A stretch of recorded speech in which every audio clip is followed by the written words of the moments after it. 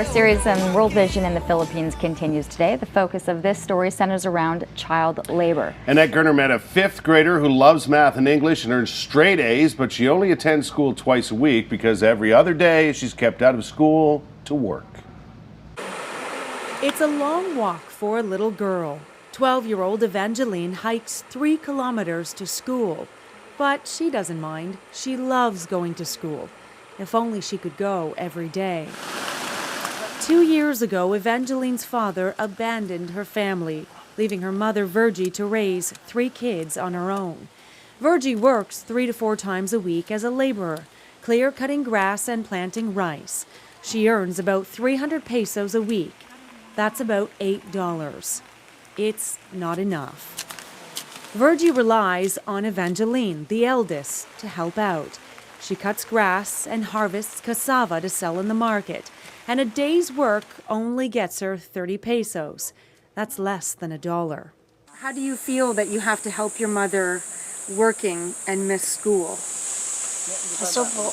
In a word, she sums it up. Sad. When Evangeline and her mother are working, it creates a domino effect. 11-year-old Vanica stays home to take care of her little brother John and help with chores.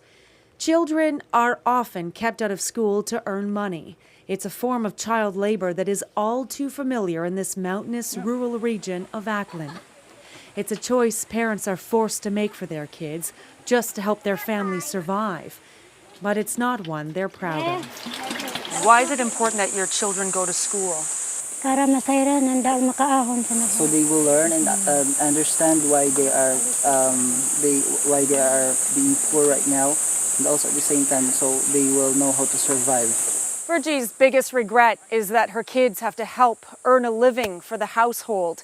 Her one hope is that when they grow up, they won't be poor like her. From this moment, I have been blessed. And the kids do have dreams for when they grow up. Evangeline loves to sing and hopes to make a career out of it. Vanica's compassion and care for others is why she wants to be a nurse someday.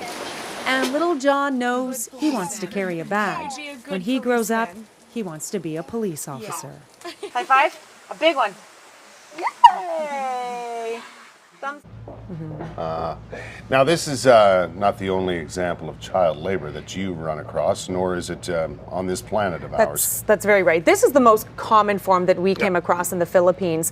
World Vision estimates that there's 218 million child laborers around the world. That is a staggering number.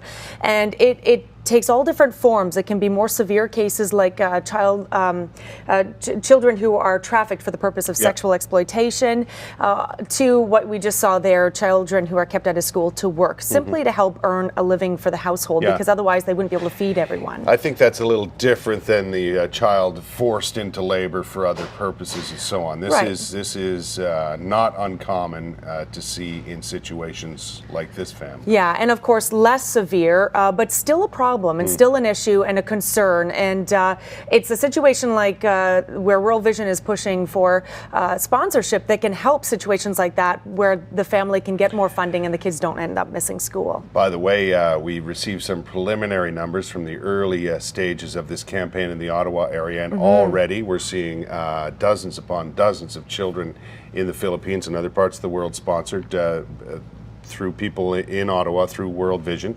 including those 2 young ladies in that story there, because you and your family have decided to help them out. Yeah, I think it's very easy to do. Sponsoring a child is very easy and makes such a huge difference in their lives. And as you can see in those stories, I got to see it for myself exactly where the funding goes. We'll be bringing you more stories in the coming weeks to show you exactly how the dollars are spent and the difference it makes, so you can understand a little bit more about sponsorship, because it's not just seeing the need. You have to see where your money goes to really understand it. I know I've sponsored a child for a few years now, and you just started, but you've met your child. How cool is that? It's very cool. I'm sponsoring Vanica, the middle child in that family. My parents are going to sponsor Evangeline, the little girl who hopefully will be able to go to school now every day, because she does quite well. It's a great feeling, isn't it? It is. It really is. More with Annette every week here for the next few weeks.